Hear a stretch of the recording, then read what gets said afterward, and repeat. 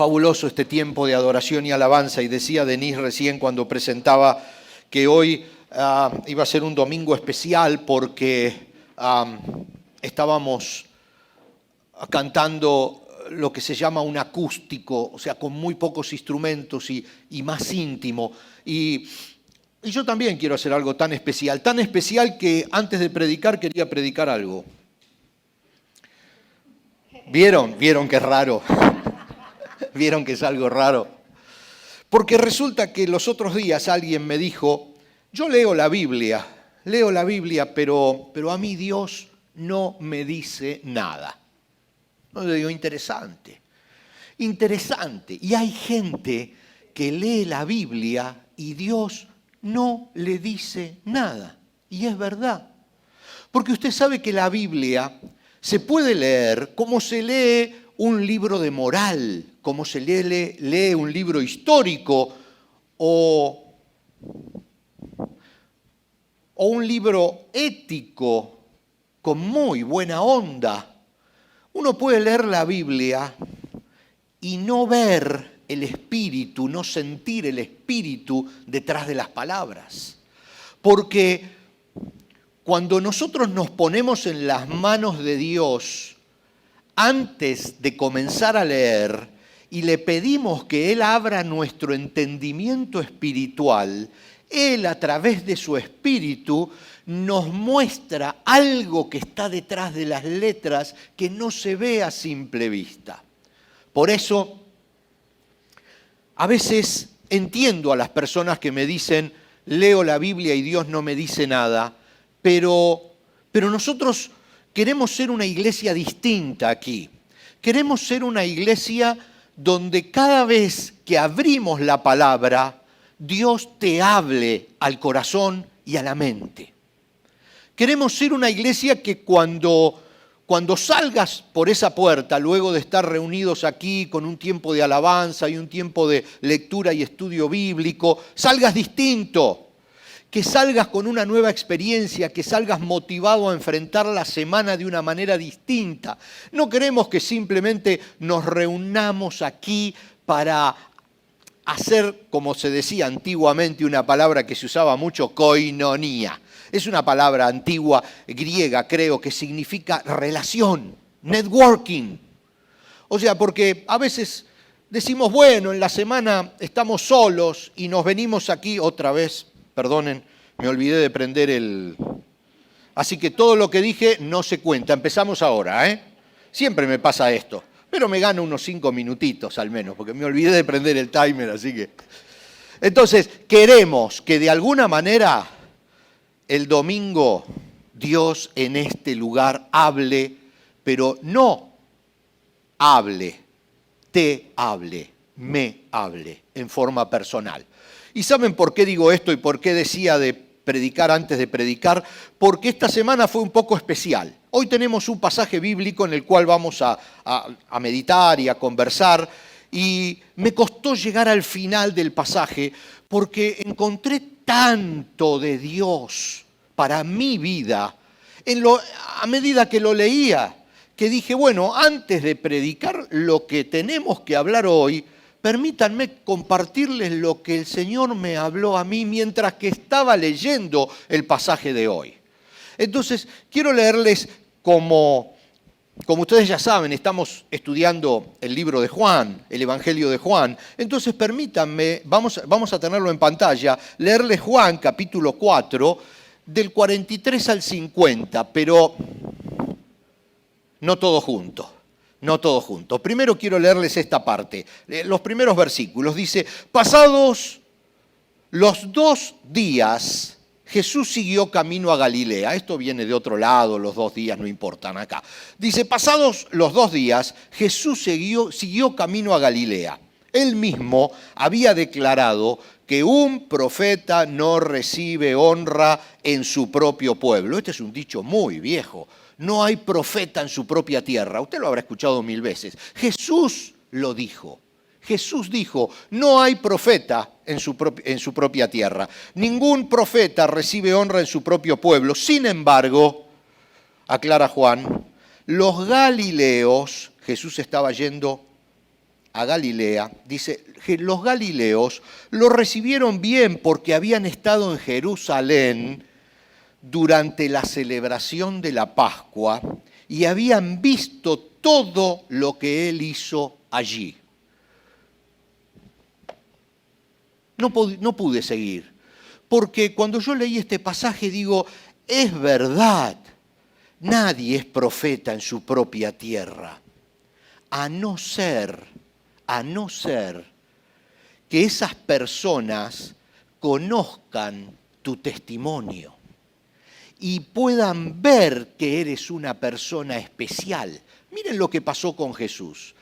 Todas esas personas que estaban en Galilea habían estado en Jerusalén, porque todo el mundo iba a Jerusalén para las fiestas, y habían visto los milagros, las maravillas que Jesús había hecho en Jerusalén. Entonces cuando Jesús llega a Galilea, ya sabían quién era. Y todo el mundo calladito para escuchar lo que tenía que decir. Entonces dio vuelta ese refrán que nadie es profeta en su tierra. Claro, nadie es profeta en su tierra porque no lo conocen, pero a Jesús lo conocían de antes. Habían visto su testimonio, entonces las puertas se abrieron de par en par por la autoridad que se había ganado con lo que había hecho en Jerusalén, y lo escucharon en Galilea. Entonces digo, ¿cuántas veces nosotros queremos ir a nuestra familia, a nuestro entorno, a llevarle el Evangelio con palabras y nadie nos presta atención? ¿No será que primero hay que ganarse el respeto y la autoridad con nuestro testimonio y que la familia diga, no, vamos a escucharlo porque antes pasó esto? Ganarnos la autoridad. ¿Cómo Jesús se ganó la autoridad en Galilea? Por lo que hizo en Jerusalén, por el pasado, por cómo se había comportado. Y eso me llamó la atención, entonces antes de entrar en el mensaje se lo quería compartir. Qué fabuloso sería que cuando nosotros tenemos que ir a nuestro lugar común, a nuestra familia, a nuestra gente, a nuestro trabajo, nos escuchen no por lo que decimos, sino por lo que somos y porque nos conocen por lo que somos, no por lo que decimos. Esa fue la experiencia de Jesús y por eso Mateo dice, a pesar de que nadie es profeta en su tierra, a Jesús lo escucharon porque lo conocían. Y luego continuamos con la lectura y dice, en su paso por Galilea, creo que también lo tenemos en pantalla, en su paso por Galilea Jesús llegó a Caná, donde había convertido el agua en vino. ¿Se acuerdan? Se habló, creo que fue el primero de los mensajes que tuvimos cuando comenzamos con esta serie de Juan. Entonces dice, allí en Caná, donde había convertido el agua en vino, cerca de allí, en Capernaum, acá es otra ciudad, cerca de Caná, Capernaum, dice, había un funcionario de gobierno que tenía un hijo muy enfermo. Cuando supo que Jesús había ido de Judea a Galilea, pasando por Caná, fue a verlo y le rogó que él se dirigiera a Capernaum para sanar a su hijo, quien estaba al borde de la muerte. Y Jesús le preguntó, ¿acaso nunca van a creer en mí a menos que vean señales milagrosas y maravillas? Señor, por favor, suplicó el funcionario, ven ahora mismo antes de que mi hijito muera. Entonces Jesús le dijo, vuelve a tu casa, tu hijo vivirá. Y el hombre creyó en lo que Jesús le dijo y emprendió el regreso a su casa. Y otra vez me quedé parado allí y no pude seguir. No es el tema de hoy, pero podemos ponernos en la piel de este hombre que se entera que Jesús va a Caná. Por supuesto, ya todos lo conocían en Caná de Galilea, en Galilea, la ciudad de Caná. Lo conocían por las bodas de Caná, donde él había convertido el agua en vino. Y cualquiera en realidad no, Era prácticamente todo el pueblo era invitado a las bodas en esa época. Las bodas eran una fiesta muy popular, eran pueblos pequeños. Así que todos habían probado el vino exquisito que había hecho de la nada, del agua. Entonces, este hombre de Capernaum, un funcionario político, se entera y viaja a Caná para decirle: Señor, convertiste el agua en vino. Sabemos también lo que hiciste en Jerusalén. Ahora estás acá, a unos kilómetros de Capernaum. Ven conmigo, mi hijo está muriéndose. Eres mi última esperanza. Y Jesús le dice: nunca van a creer en mí a no ser que haga milagros. Y entonces se da vuelta y le dice a este padre: vuelve a Capernaum, tu hijo está sano. ¿Qué hubiera hecho usted? No, espere. Vine con un carruaje, lo paga el gobierno, soy funcionario, tranquilo. Un Uber tengo acá, listo, esperando. Vamos, volvemos en 15 minutos. Es más, te invito a cenar. Es más, te doy una ofrenda, lo que quieras, mi hijo se está muriendo. Jesús le dice: vuelve tranquilo en tu carruaje, en tu Uber, tu hijo está sano. No, ¿cómo hubiera reaccionado usted ante su última esperanza? ¿Lo hubiera dejado ir a Jesús? No. Lo hubiera agarrado de la túnica. Hubiera querido llevarlo a rastras. Sin embargo, este hombre, y miren, me emociono, porque me pongo en la piel de ese tipo. Y digo, ¿cómo puede ser que él haya dicho: me vuelvo a Capernaum? Y digo, ¿será que nosotros creemos en Jesús, pero no le creemos a Jesús? Y hay una diferencia muy grande. ¿Será que fuimos de balde caminando hasta Caná o en Uber? Si creemos en Dios, reflexionaba esta semana, ya varias veces hemos reflexionado sobre esto. Si creemos en Dios, pero no le creemos a Dios cuando dice cosas que no son coherentes con nuestra manera de pensar, caminamos de balde. Fuimos a Caná de balde, porque no vamos a lograr nada.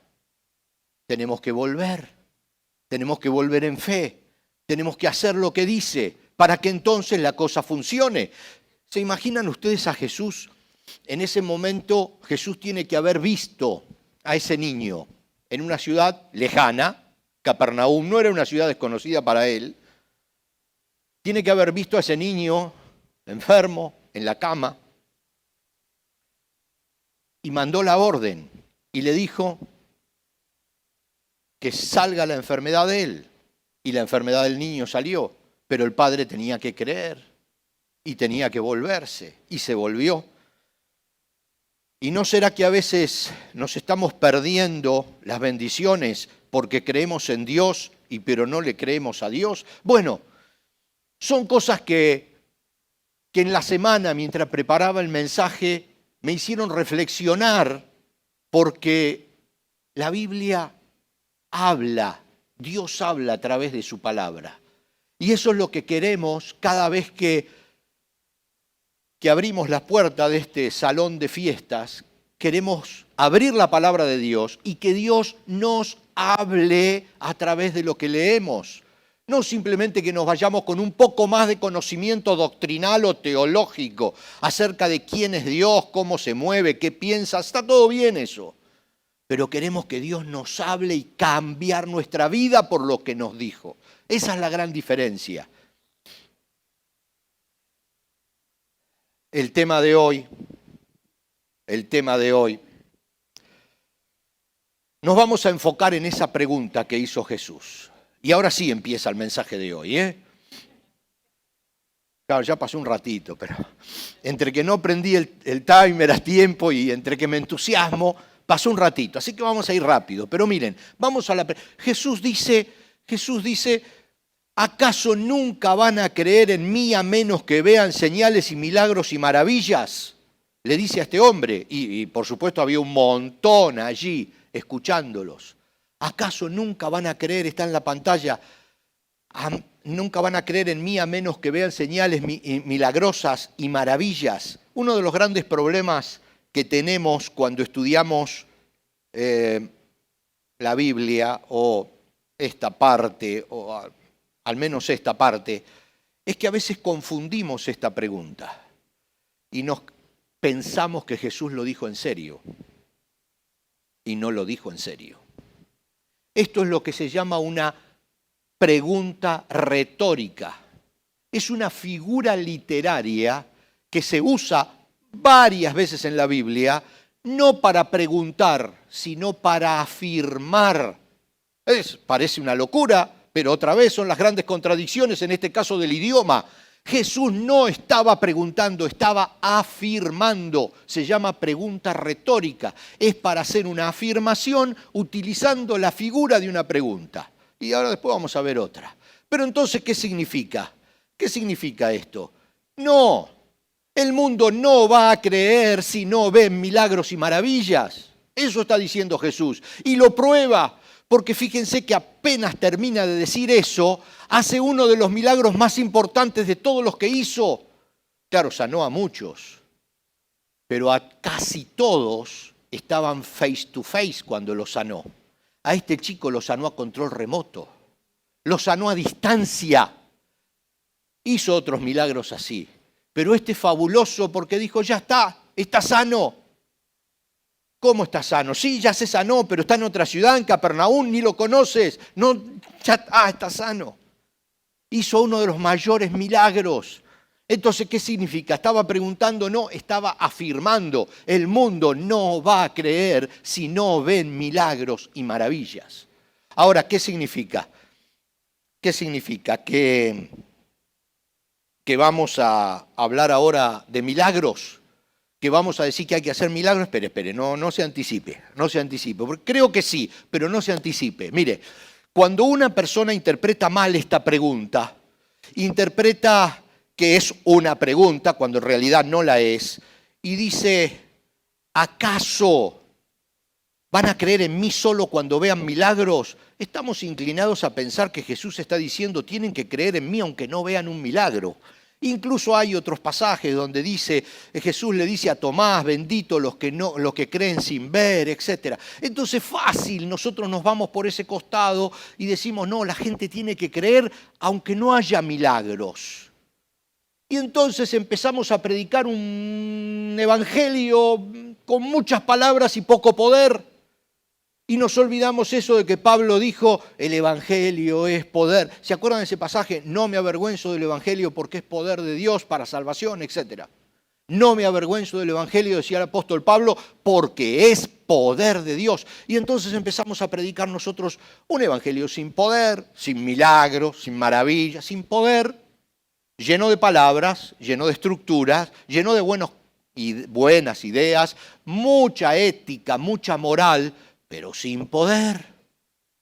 Y Jesús está diciendo en realidad, nunca van a creer en mí a menos que vean señales milagrosas y maravillas. Es raro, pero dice eso.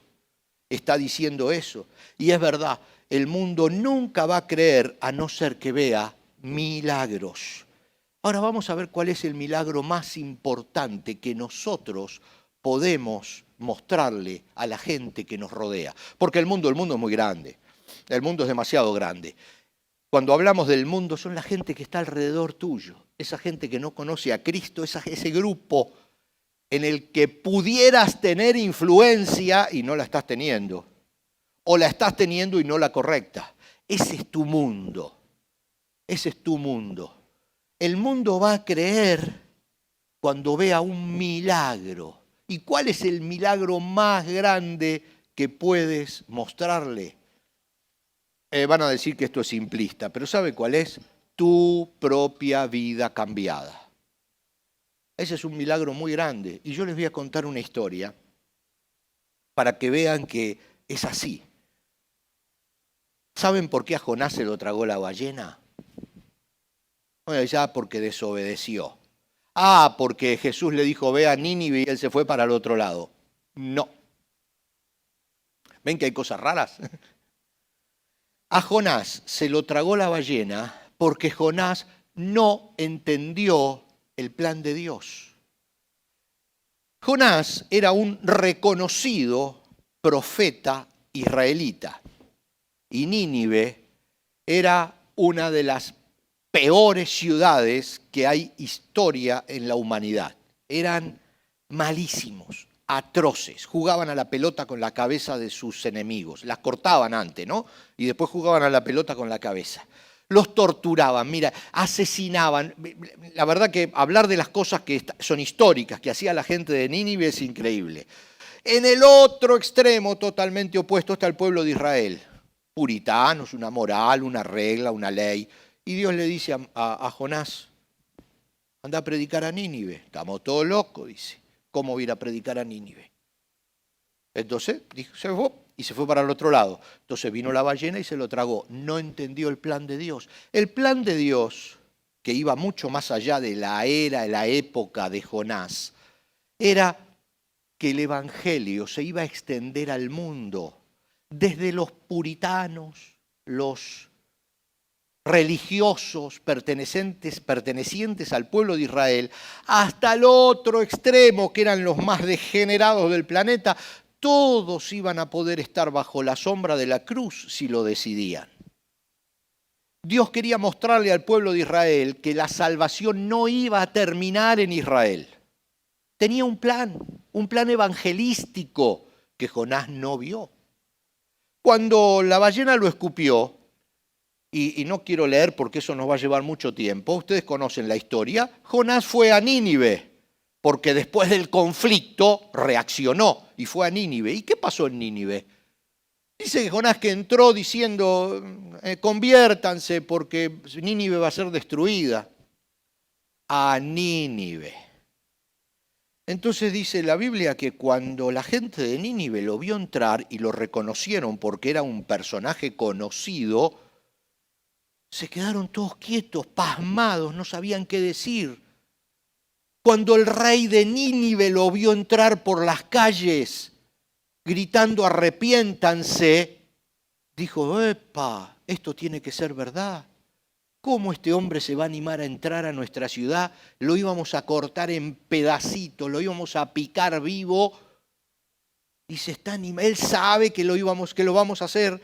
Dice, y sin embargo está entrando. Debe ser verdad, porque está poniendo su vida. Jonás no se dio cuenta que él no tenía nada que predicar. Por eso prácticamente no predicó nada. Decía, Nínive va a ser destruida, arrepiéntase. No decía nada, no había mensaje teológico ni doctrinal. Él era el mensaje. Él era el mensaje. Él entrando por esa ciudad, sabiendo que era la peor ciudad de la historia de la humanidad, y sabiendo que lo iban a cocinar, lo iban a picar, lo iban a torturar, a matar, igual estaba entrando por amor a ellos. Ese fue el mensaje que hizo que toda la ciudad creyera en Dios. ¿Cuál es el mensaje? Él es el milagro. Jonás fue el milagro. Jonás no levantó ningún muerto, Jonás no echó afuera espíritus, ni sanó enfermos, ni hizo ninguna cosa fuera de lo normal. Ni siquiera tuvo un mensaje preparado, estudiado, doctrinal, teológico, bíblico, nada. Él era el milagro, él era el mensaje entrando por las calles de Nínive. Y el pueblo reacciona y cree cuando ve al milagro. Por eso digo que cada uno de nosotros somos el milagro. Ese era el plan de Dios. Entonces volvamos a la pregunta, ¿acaso nunca van a creer en mí a menos que vean señales milagrosas y maravillas? La pregunta retórica, que es una afirmación. El mundo, tu mundo, nunca va a creer hasta que descubras que eres tú el mensaje y eres tú el milagro que muestra una vida cambiada, y eso le da autoridad, te da autoridad para que, aunque no digas nada, aunque no presentes un mensaje evangelístico estructurado, introducción, 3 puntos, conclusión, nada. Tu vida es la diferencia. Tú eres el milagro que hace que tu mundo crea en Dios. Y ese mundo puede ser amplio, puede ser muy amplio. Todo va a depender de en dónde te muevas y las oportunidades que te dé Dios. Moisés, hay muchas preguntas retóricas en la Biblia. Moisés una vez le hizo una pregunta retórica a Dios. Y yo se las voy a leer, no está en pantalla, pero resulta que allí en el libro de Éxodo, ustedes saben que Moisés tuvo una relación muy cercana con Dios, eran amigos.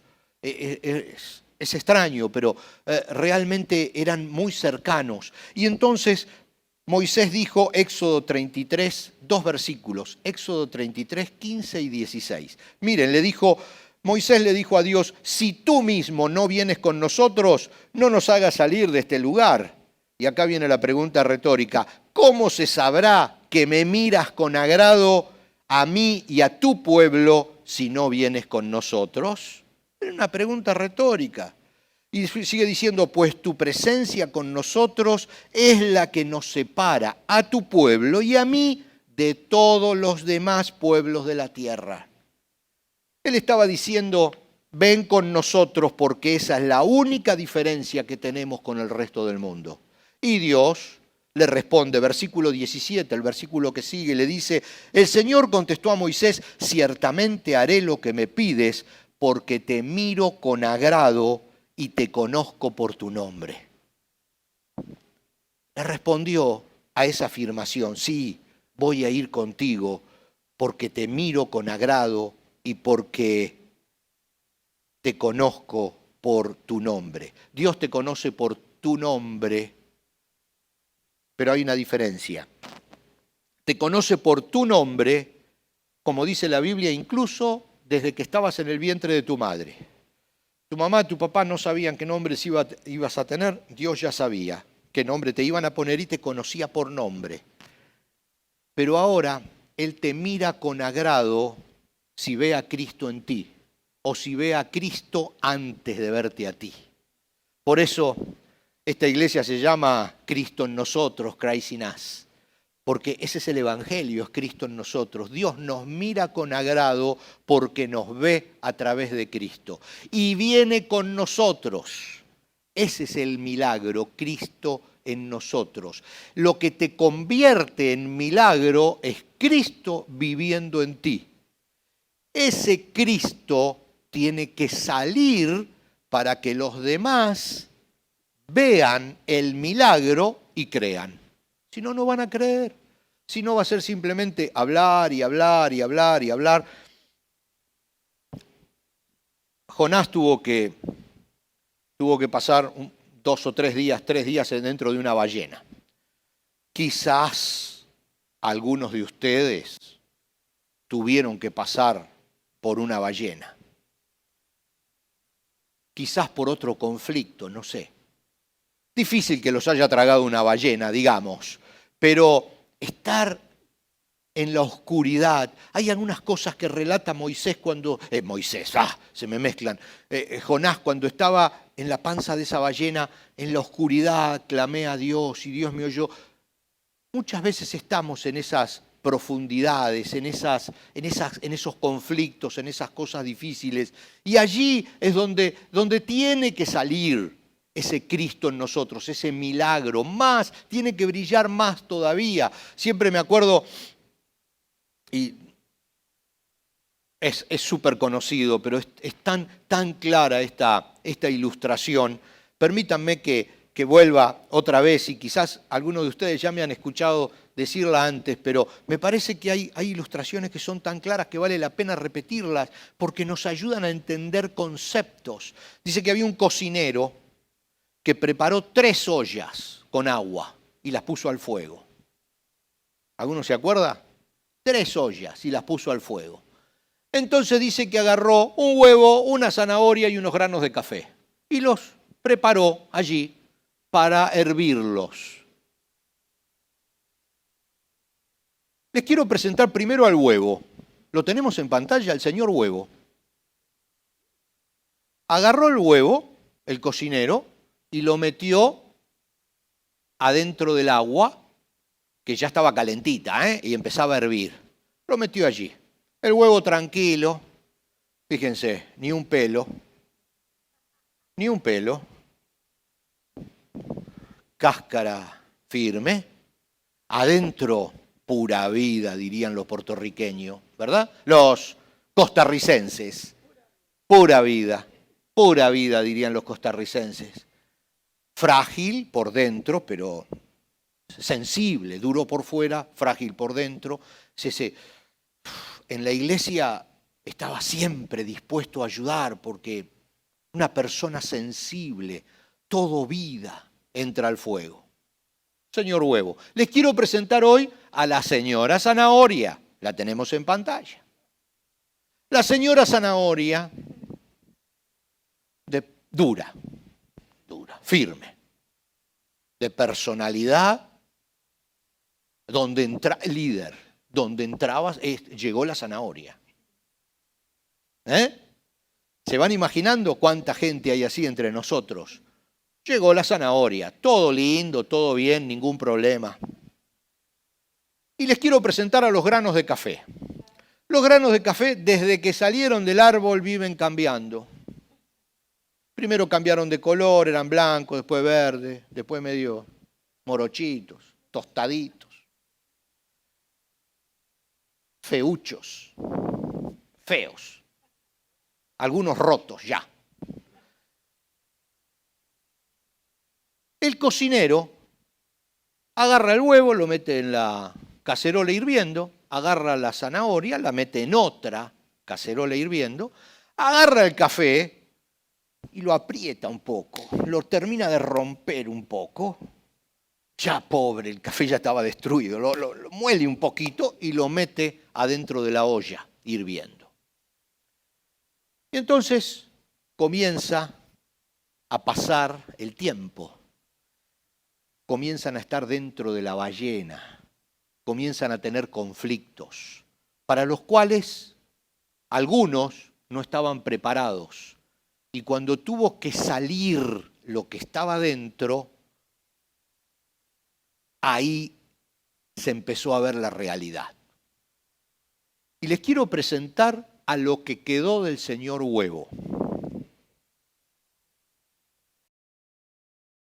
Por afuera se veía igual. Por afuera se veía igual que antes, pero por dentro estaba seco, duro. Ya no tenía más esa sensibilidad, esa vida, ese deseo de servir, ese movimiento. El conflicto, en vez de sacar lo bueno, había sacado lo malo. Lo había secado, lo había amargado, lo había endurecido. Por afuera seguía igual, ni un pelo tenía, pero por dentro totalmente distinto. Les quiero presentar a la señora Zanahoria. La señora Zanahoria entró durita y salió blandita. El conflicto, el problema, la destruyó. A veces el paso de los años puede hacernos eso. Al principio, todo ganas de servir. A ver, ¿dónde hay que mover esta silla? Vamos para allá. Después empiezan a pasar los años y uno se va ablandando y dice, bueno, que lo hagan los jóvenes, ¿no? Ya está. Tantos deseos de servir, ya no, blandito, tranquilo, acomodándome al lugar. ¿A dónde me ponen? Acá me acomodo allá. Antes la zanahoria no se doblaba, ahora se dobla. Se achicó un poquito. Pero les voy a presentar a los granos de café.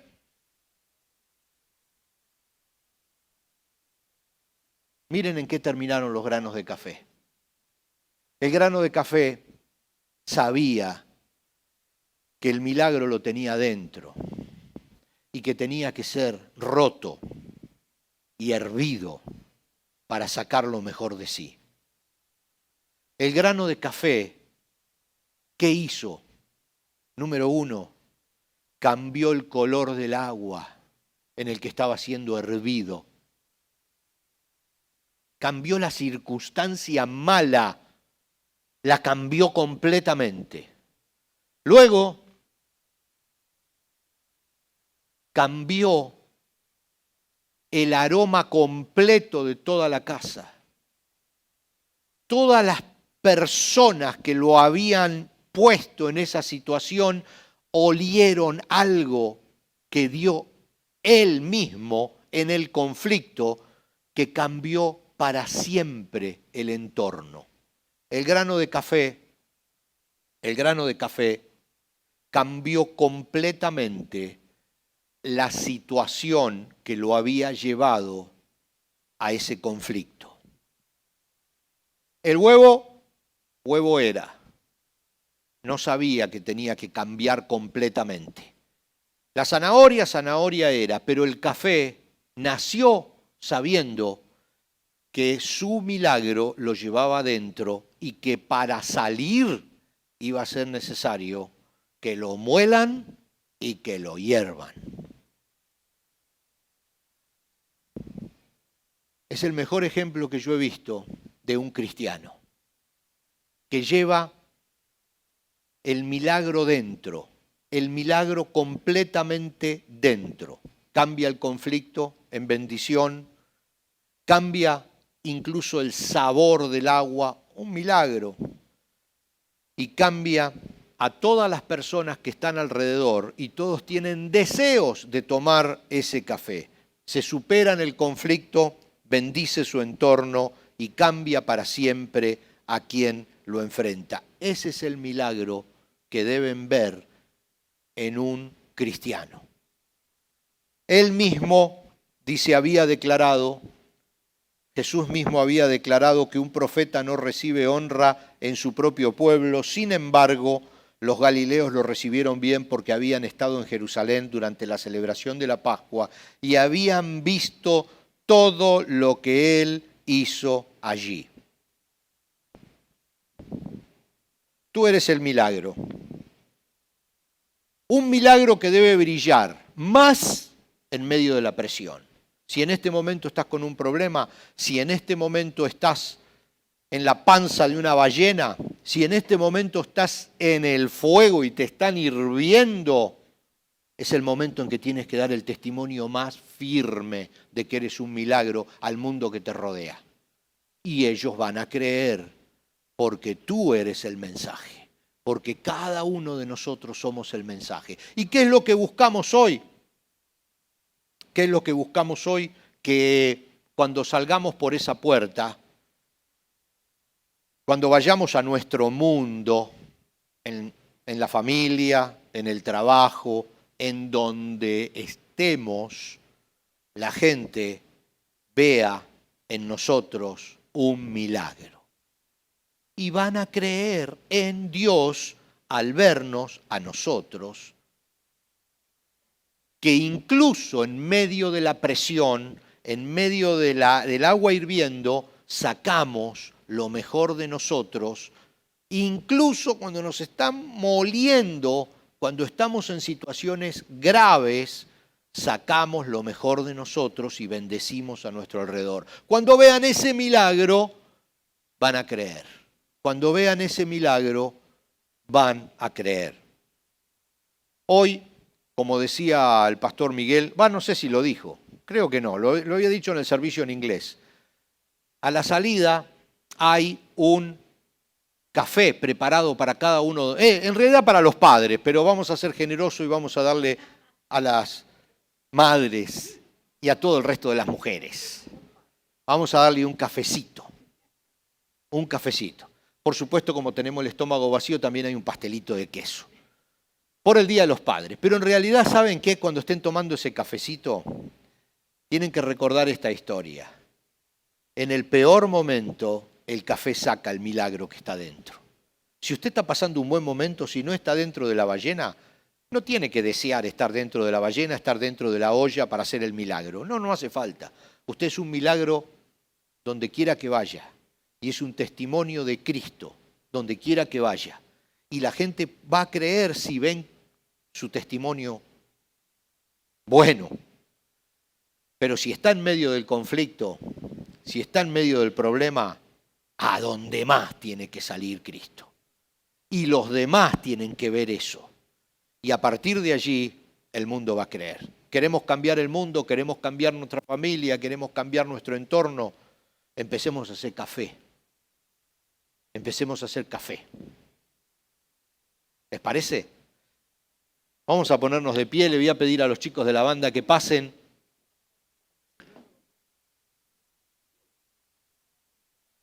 ¿Se va a acordar cuando esté en una reunión familiar